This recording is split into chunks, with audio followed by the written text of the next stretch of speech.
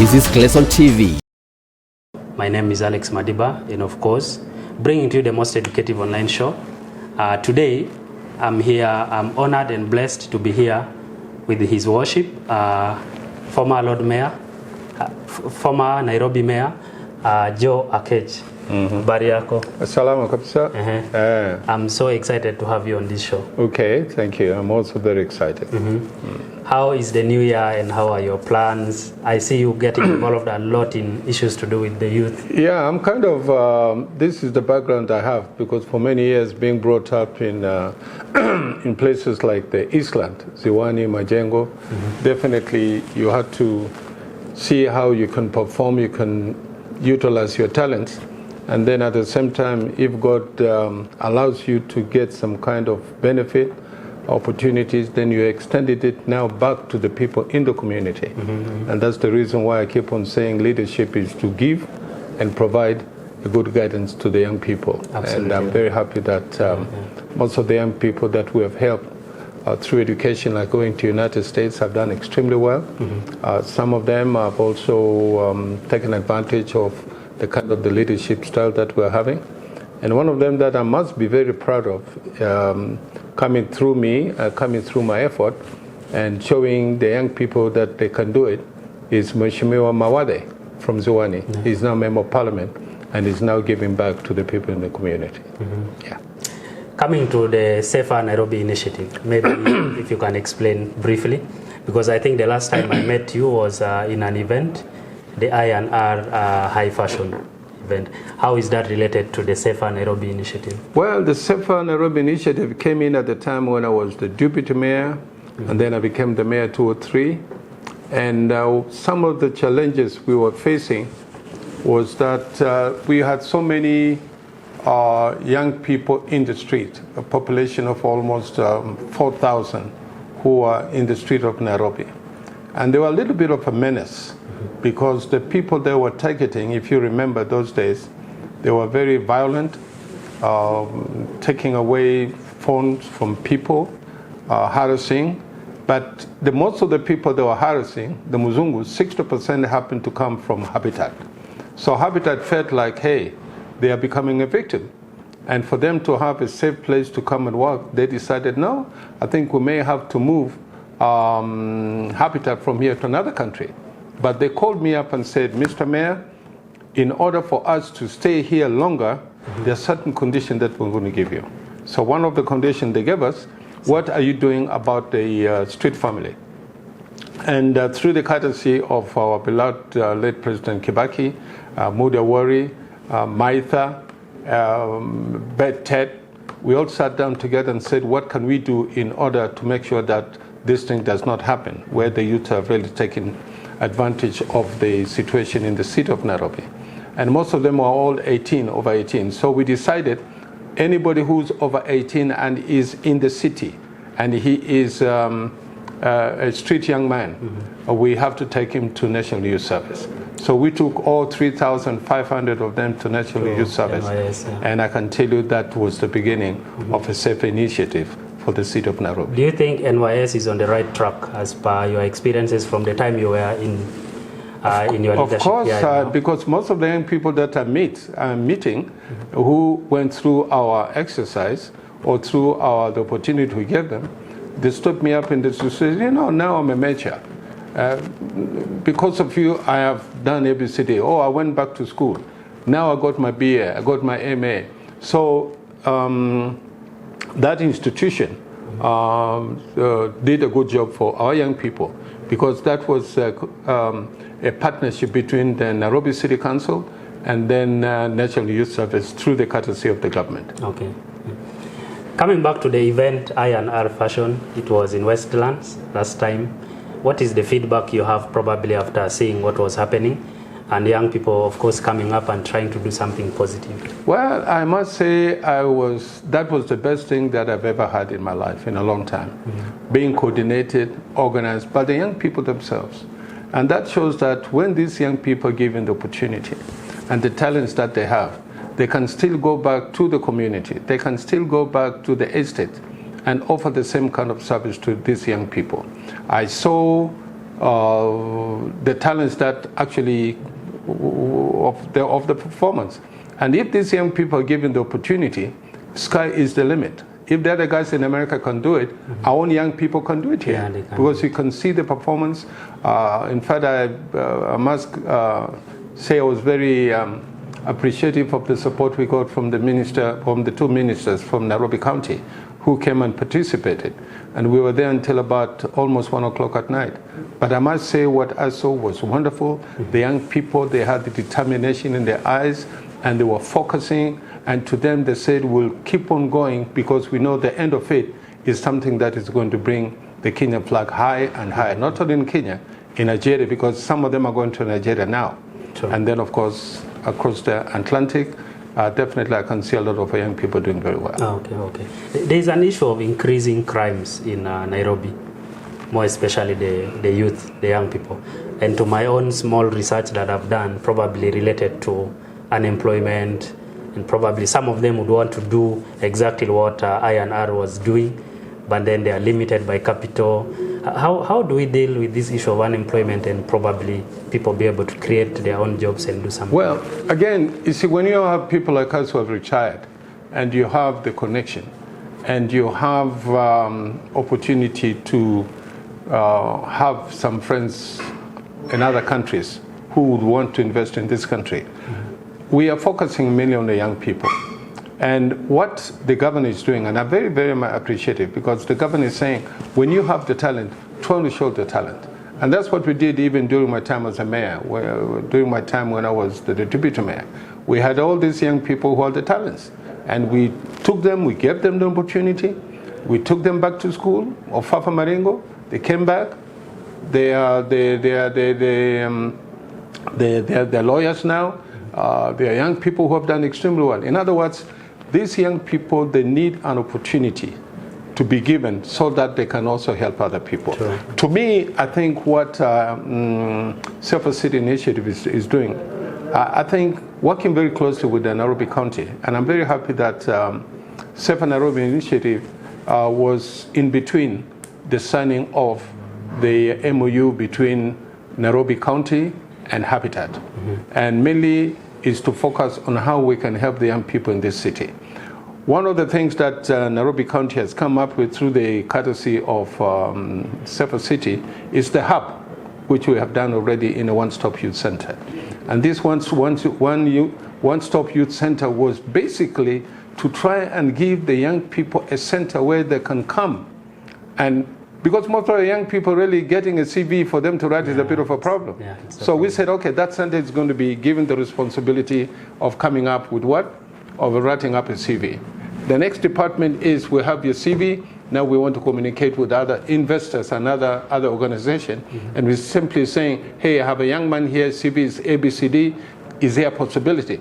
Instead of having this young man coming all the way from Ziwani, all the way from Majengo, start looking for a job. He comes out in the morning, by 4 o'clock the boy start, he cannot continue. Absolutely. And that was the reason why we came up with One-Stop Youth Center, so that it can also enable the young people to be given that opportunity.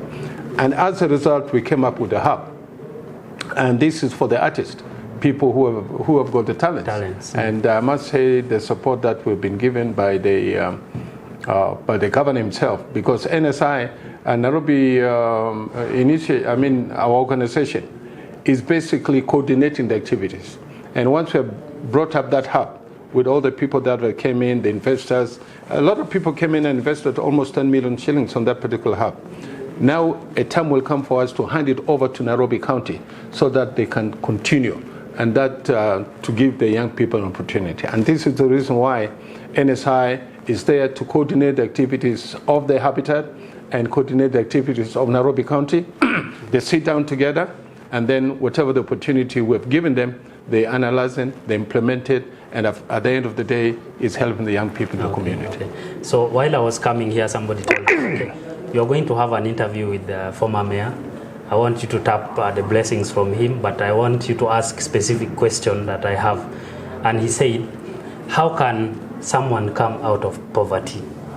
That youth that east, west, north does not have that hope. you probably knows how someone can come up from that trap of poverty, because of course it's painful. But you find somebody, of course, doesn't have the capital, doesn't have anything, probably is losing hope. So he asked me to ask you, how can someone actually come out of poverty from your own experiences and considering where you are now? Well, in life, you don't have to become negative. Whatever the talents you have, you must always know that you can make it. And I think one of the most important things is the leadership that we have here now is to try and encourage the young people. Whatever the little that they have, give them the encouragement and say, yes, the talents that you have, you can always do it. But the government has to be in the forefront to give them that kind of motivation. The leaders also have to give the young people the motivation. And to me, a good leader is a leader that goes back to his community, a leader that goes back to his constituency, put the young people together, sit down with all these young people, let them tell you exactly some of the problems that are facing. And out of your own leadership, definitely you have one or two people who can come in and help to encourage the young people to do better in that kind of talents that they have. Mm-hmm. The issue here is, I've been involved with a lot of young people for many, many, many years. We have changed the life of young people. Some of them were in Madare, good boxers. Some of them were in Ziwani, taking law, because they have what it takes. And the only thing that you can do, you don't have to be employed. Whatever the talents that you have to get the support from the community. You have to get the support from the leadership for you to try and come up with that innovation. Kenyans are the best, the youth are the best that we have in Africa in terms of innovation. So why don't we focus on that innovation talent that these young people have, so that the government can also come in and these young people and take example of the M-Pesa. Ordinary Kenyan. It's a worldwide thing. You know, look at the other areas where the young people have done extremely well. Look at the sports. We're the best people in the world as far as sports is concerned. When we go for a marathon, the Americans are asking, are you sure there's a Kenyan or an Ethiopian? Because they will never win that marathon. So that is the kind of the talents that we have. And the young people must be motivated. They must be encouraged. The Ministry of Youth also come in and try and have a direct conversation with these young people. They have to formulate some kind of a youth opportunity committee, if I may use that word, opportunity in the sense that to identify some of the talent that they have. You know, like these young people here, these are the talents they have. If the Europeans can make money in the modeling, my friend, these guys can do it. Yeah, but what do they need? They need somebody to give them that motivation. They need that somebody to give them the guidance. It's not money all the time. It's a question of, am I accepted? Am I being admired? Am I being supported by the system? And that's the reason why I'm very excited with the government, because the government is going out to make sure that they create an environment for the young people who have got the talents so that they can prosper. Okay.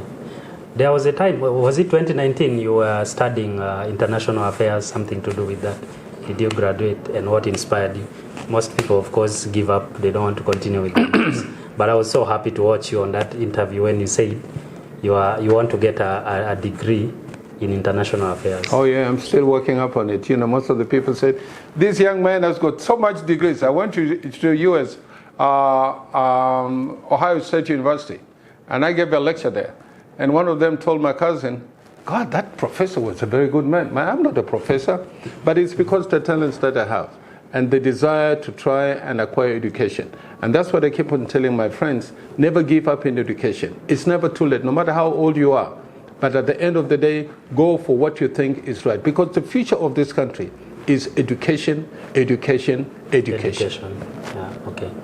And then, I don't want to go into politics in this interview, but there was a time also I watched you when you spoke about corruption in leadership. That interview was on KTN, I think on 3rd of February 2019, where you spoke about corrupt judges and corrupt leaders. Maybe briefly in relation to business and leaders in business. Is that corruption? Do you see it causes so many doors? Corruption is a very bad disease in any country. It affects the economy of any country. And the moment you're involved in a corruption, it means somebody somewhere, you're sacrificing somebody somewhere. Because you're not going to be given money unless and until you're trying to do evil thing to somebody to benefit whoever is giving you the money. So to me, if I was to be corrupted, I think I would be a millionaire in this country. But to me, I decided to go for a proper leadership. A name is more important than money that you have illegally. So whatever the money that you get illegally through corruption, please make sure at the end of it, it will catch up with you. But to me, I keep on, I'll re-emphasize, a leadership, a good leader is not necessarily that you have to have the money. Become a good leader so people can follow you. And when you follow that good leader, then of course you come back and become a leader of your own. To me, that's the most important thing. So corruption, and that's the reason why we have to help our president. You know, President Ruto is really fighting so hard to make sure that we stop this corruption. And all the leaders should also come in and make sure that we stop this corruption. Because at the end of the day, 20 to 35% of whatever we're doing in terms of income through corruption is affecting the economy of this country. So to me, my advice to people is become a leader, show a good example, but you don't go through money to show your leadership. Sure. Your leadership depends on what you have done to change other young people's life. Yeah. Maybe Your Worship briefly share with us the experiences after retirement. Are you enjoying? How can someone prepare for retirement? Well, there's no retirement, there's no package for retirement, because I'm now 77 years old and I'm enjoying it. And thanks to my lovely wife, she's back at home. And my kids, they're doing the best they can in their own small way. But to me, the most important thing is when you retire, please still go back and give back to the community. Because you still have the energy. And if you have the energy, you have the connections. The other day I attended a party of what they call it, the food bank, where we had many delegates that came in. And I met some of the people who are retired, but are giving back to the community. And most of them came in from the States. One of them was a mayor. One of them was a lawyer. But he said, I've stopped, but I'm coming back to help the community. So that's the reason why they came up with this food bank, to try and make sure that they help the needy in this country. So to me, I think the most important thing is evaluate yourself, organize yourself, but at the end of the day, what legacy are you going to be remembered with? Is it going to be the legacy of I destroyed ABCD, or is it going to be the legacy that I changed the life of the majority of the young people who one time would have gone into the crime, but now they're looking at you like Steve Biko? And that's one of the young boys that I picked up from the street. His name was Steve Biko, but he went back, he took criminology, he's a lawyer. To me, that is what legacy is all about. Leave something that can help another young person.